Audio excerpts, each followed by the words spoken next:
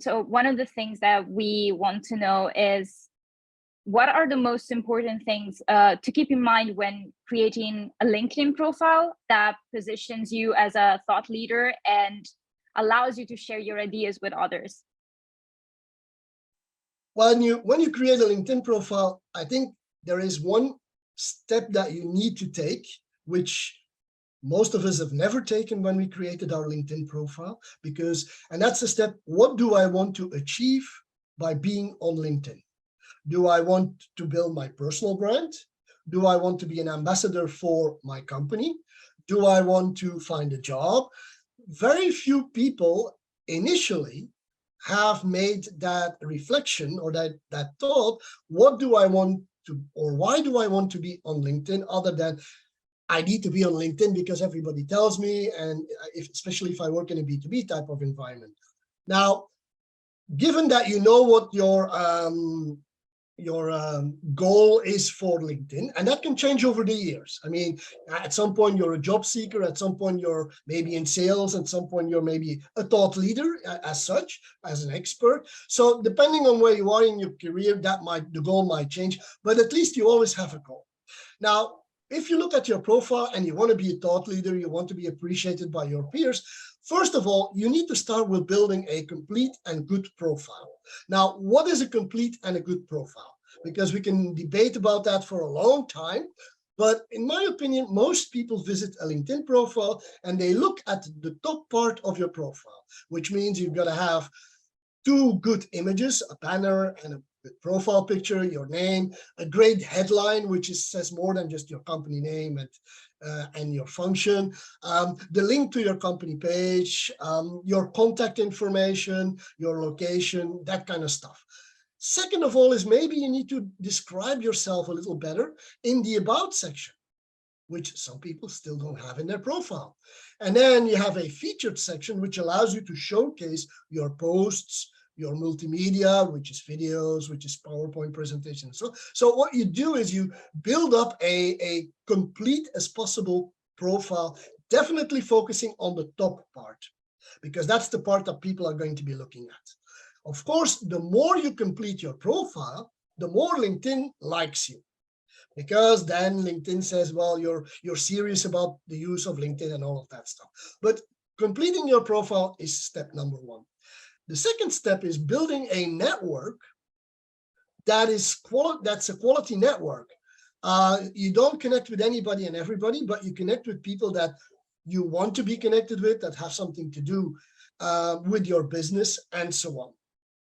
So you build up your network. It doesn't have to be 10,000 people. It can be 500, it can be 300, as long as they are high quality to you, and it's people you want to share information with or read information from them. Then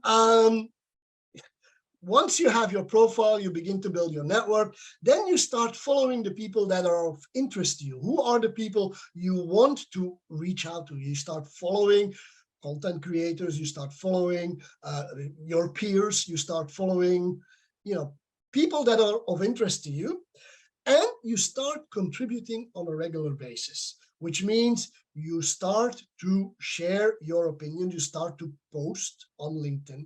And it's also part of the myth section or question is, should I post every day? Should I post once a week, every 2 weeks, whatever?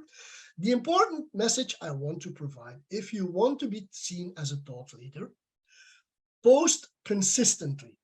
And consistently means once a week, maybe twice a week, whatever you are able to share or create in terms of content. Now, there are many ways to get to content, but we can talk about that also if you have any questions about that. But contribute on a regular basis so that your audience does see you show up, and start talking about subjects that are close to you, that you're passionate about, and that you want to be seen as a thought leader.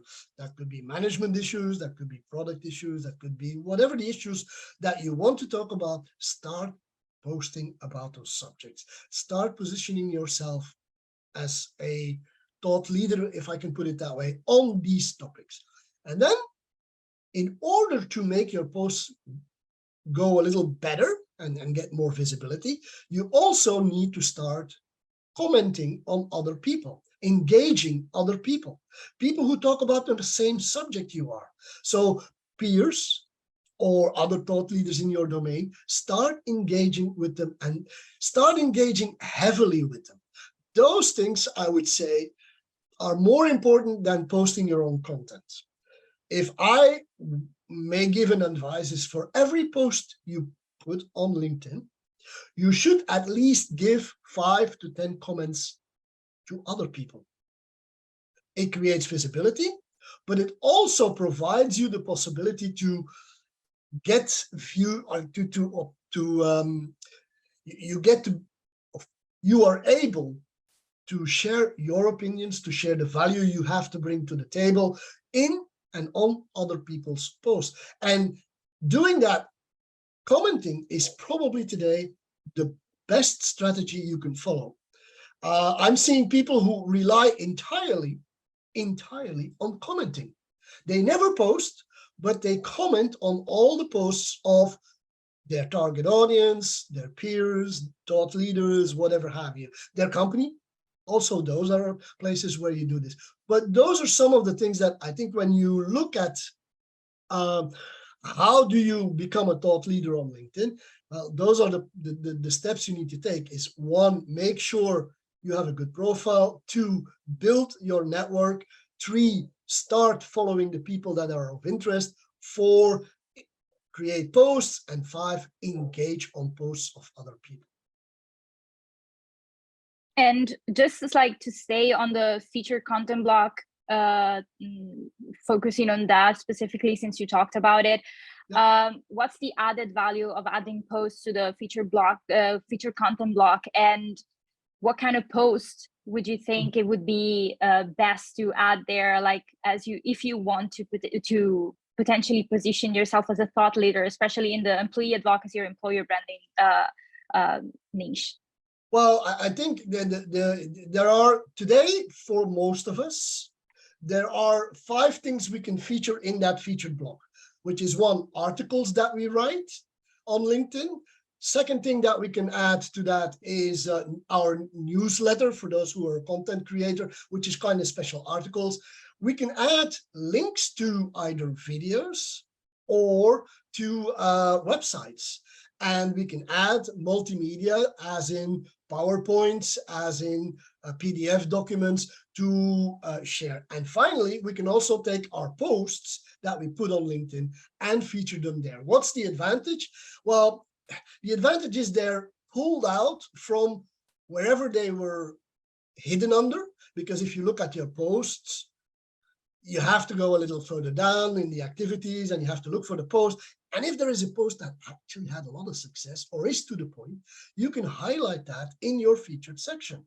If you have a company video explaining what the culture is, why not feature that into the featured section? Or if you have a presentation, an annual report, whatever that you want to feature, again, you can put that in your featured section. So you can make the featured section work for you in terms of whatever the multimedia is that you have. Now, there are changes coming to the featured section, which are that you can now, or you will be able to, some people can do it already now, but you will be able to take any part of your profile, for example, recommendations, for example, your skills, for example, your licenses or your degrees or whatever, and you can bring those up in your featured section. So these parts that I just mentioned, they are on the bottom part of your profile. They often get neglected. So LinkedIn will provide and is providing today for some people the ability to bring some of these things to their featured section. So more people will have one. That's great. And since we talked a lot about new features, like, are there any new trends or even features that we should be aware of today that are coming up, that are nice features and new big updates? If I look back at the last 2 years now, because this year and last year, Last year, we had about 120 new little features on LinkedIn. This year, we're already at 115, and we're only in August, so we're going to end up probably around the 200 mark. So there's always little features that get added. Now, the big one that gets added in the next weeks, months, is AI. Mhm. LinkedIn is bringing AI to, or is bringing AI to LinkedIn itself. So what LinkedIn will be providing for us is the possibility to rewrite our headline and our about section using AI. Now, people who have extensive headlines or about sections, the AI won't do much things that look like a miracle. Because it will take what's there and remash it and somehow, so that's not where the LinkedIn is looking for to apply that functionality. But we're seeing that people who don't have an extensive headline, who have a limited about section, those people will definitely benefit from the AI that LinkedIn is building into the platform. LinkedIn is building into the platform the possibility of creating, or I wouldn't say creating, but suggesting content to post on LinkedIn. So sometimes you probably hear that also. People say, I don't know what to put on LinkedIn as a post, but I would like to put something. Well, AI can help you suggest content these days. And then I mentioned the whole commenting strategy. There's more and more little tools coming out, and LinkedIn will add that to it too. The ability to suggest answers in comments, so that you can comment using AI. And yeah, obviously you still always need to make it your own tone of voice, let's be honest, but it is a possibility to increase the conversations on LinkedIn. We'll have to see how people, or how many people will adopt or adapt the AI, but AI is definitely a thing that's going to put LinkedIn on its head in the next few months. Also, creation of images, where they're going to be using Microsoft Designer as a tool to create AI-assisted images. So the whole LinkedIn environment will be encapsulated, or will embrace the AI as a trend. I think that's probably the biggest trend of them all. The other trend is obviously that company pages keep moving forward in terms of becoming more true and complete profiles with the messaging and so on, as we talked about before. But those are some of the major trends that you're looking for. Of course, I think the other thing you're looking for is, what's the next post that will score big reach? That's what everybody. That was my next question. Yes. We all know, unfortunately, that documents, or carousels, or whatever you want to call them, do get a lot of views. Now, carousels, in my opinion, are being abused by content creators all over the world. So LinkedIn is going to trim that a bit down, because, I mean, I don't know about you, but I'm seeing carousels that are 140 pages, 160 pages, 200 pages. The longest one is 204. That's the record for the moment on my home feed.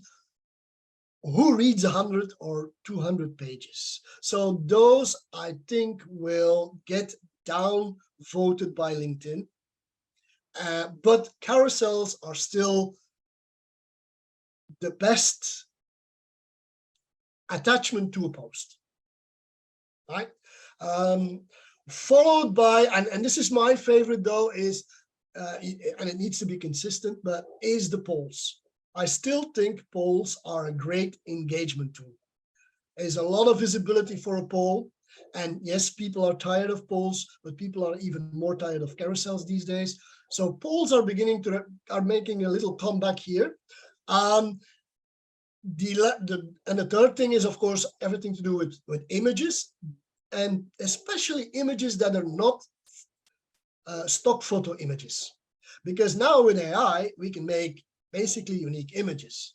I mean, I rarely use a standard image these days. I always try and create an AI generated image using Mid-Journey at this point, but I mean, there's lots of tools out there. You need to make a choice. Maybe in the future it will be Microsoft Designer, or it can be even Canva.com if you're a fan of Canva. So, but AI generated images work. And then, yeah, there's always the discussion about the personal posts, because those also work. The reason why they work is because you see the face of the other person. And a lot of the times that's linked with a selfie one way or another. And people have sympathy, it triggers emotion.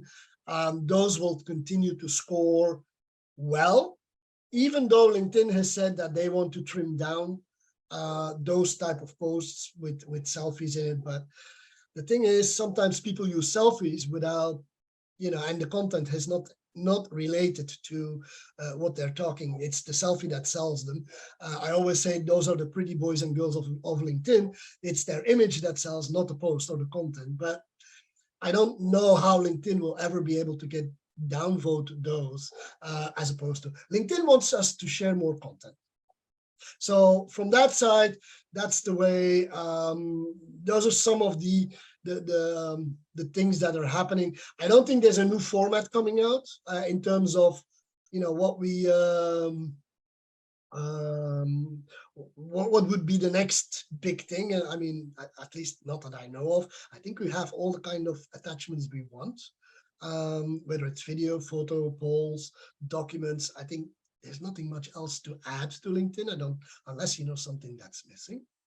But you never know. I mean, but for the moment, polls or documents, polls, and anything that with an image that focuses on the personal side are still the best tree to use for all kinds of reasons. Now, LinkedIn is trying to balance it out so that all types of content kind of become more or less equal, but there's always going to be a preference in the whole scheme of things. And there's nothing we can do about that. And does the same strategy, so the same kind of post, also work for company pages? Yes. Yes. And that's why the whole thought leadership and the employee featured posts are really important. Because if there is an employee with maybe a picture of him or herself in the post, you'll get more engagement on that post. When you get more engagement, you get more visibility. And when you get more visibility, the next time you post, you're going to get that visibility back. So it's a bit of a chain that exists. People will react to authentic images, and it's going to be authentic. That's also another important thing, is that the photo shoots for perfection should be thrown out of the window for most of the posts that you make. There is a place to do this, but people want to see authentic pictures. I just recently saw somebody who is in the US, a big influencer on LinkedIn, and they always had pictures that were very professional. I mean, they were done in photo shoots, they were worked on and all of that stuff. And the person is now switching to authentic photos where they're not perfect anymore, and actually getting more engagement. And that's both on a personal page as on the company page, which is really amazing. Yeah, makes sense. And so last question, because we covered them all. What do you think are some of the biggest myths about LinkedIn? That's a subject that goes to my heart, because I'm a bit of a myth buster when it comes to those things. And I always get wound up when I see some of these things. The first myth that I see, and I've seen it this week, actually I've seen it this afternoon, is somebody claiming that they know the right time to post on LinkedIn. That's the biggest BS, sorry for the expression, that exists. There is no right time. There is a time when your audience is online, and that's different from everybody in the world. If I'm trying to reach as a Belgian the US audience, maybe I need to post at 4 o'clock or 5 o'clock or 6 o'clock in the afternoon. But all the Belgians or the Europeans will be already off from work and will no longer look at LinkedIn. So I use those. So there is no ideal moment for that you can say is true for everybody. You need to spend a little bit of time to see when do the posts that you put on your company page, or whether you put them on the personal page, doesn't matter. When are people engaging with those posts? And that way you kind of nail down which day and which time might work for you better. Of course, you need to start somewhere. So start somewhere in the morning and then work your way to late afternoon, try again around lunch, and then you will see which ones are the ones that actually work. But it's a myth to see or to say that somebody knows what is the best time. I saw a post that said that an organization did a test on the best times, and the average best time was 10. I said, well, okay. So if I post 3 times at 8 and I post 3 times at 6, the best time is at noon, because it's the average of the two. So again, you need to test it on your way. So that's one thing. The second thing is people claiming they know how to work the algorithm. The algorithm is what, I don't even know if LinkedIn knows how it works these days. I think that there is one basic rule about the algorithm, and that is very simple. It works on engagement. Meaning if people engage on your post, you will get more visibility. And all the rest, I mean, yeah, you can use a document, or you can use an image, or those are little things that change the constellation, but they change the constellation when, from a reader's point of view, if they see a picture, it triggers emotion, so I'm going to press like because I like you. So those elements come into play. This is playing really psychological games with you, while on the other hand, the only driver on LinkedIn of the algorithm is engagement. And you can put it upside down, sideways, whatever way. It works on engagement. That's the way it's designed to do. There are some tweaks left and right, but nobody really knows what happens. Because I mean, if my posts get 20% more engagement by doing this, 20% on what? I mean, I can never test. The answer is will always be, something you can't touch. So knowing how the algorithm works in detail, I would be cautious about that one. We all have our ideas, we all have our suggestions, but we don't know, in all honesty, because it's all trial and error. And the third big myth that I want to bust is you need a big network. No, you don't. You need a quality network. And that could be 300 people. That could be 1,000 people. That could be 10,000 people. But stop chasing the big numbers. And that's one of those myths. With a small network, you can reach the right people. If they engage on you, your post will go viral. You only need 100 to 200 to 300 people that engage on your post, and you'll go viral, because then the algorithm kicks in and all of that stuff in terms of distribution. And there is a last one, which I've just thought of, which actually also annoys me terribly, and is that people say you have to have a high SSI score, social selling index score, so that LinkedIn will distribute your posts more. That's putting the horse behind the cart, because your SSI score is the result of your activities on LinkedIn. You don't start with a score of 100 and lose points. You start with a score of 0 by doing the things LinkedIn wants you to do, and you grow that score from there. So people who have a high SSI do the right things according to what LinkedIn says. And I'll give you 2 examples of where maybe it doesn't, that the statement is a confirmation of what I just said.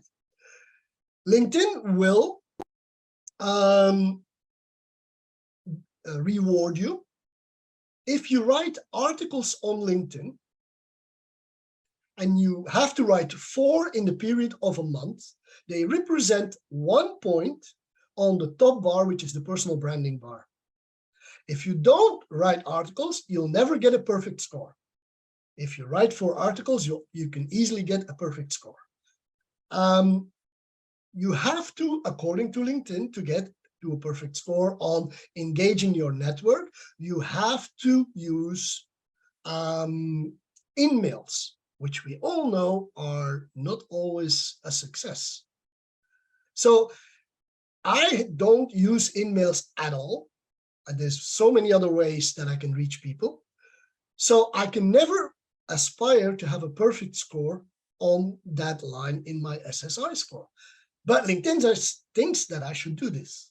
So at the end of the day, some items are what I'm concerned depend on whether you see the use for it or you don't see the use for it. So a perfect SSI score is the result of what you do and not the starting point for LinkedIn to help you.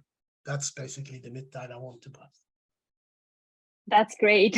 Thank you for answering all of our questions so exhaustively, Mick.